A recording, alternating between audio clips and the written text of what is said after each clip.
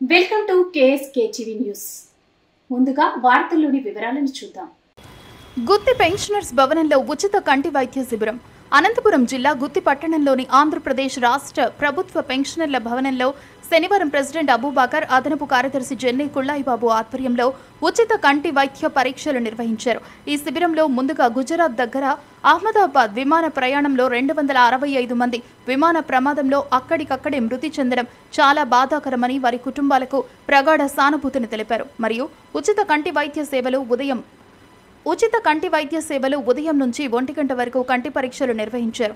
సుమారుగా కంటి పరీక్షల కొరకు 130 మంది వరకు వచ్చారు. వారిలో కంటి ఆపరేషన్ చేయించుటకు దాదాపు 25 మంది సెలెక్ట్ అయినారు. వారిలో కొందరు హెల్త్ కార్డు వారు, కొంతమంది ఆరోగ్యశ్రీ వారు ఉన్నారు.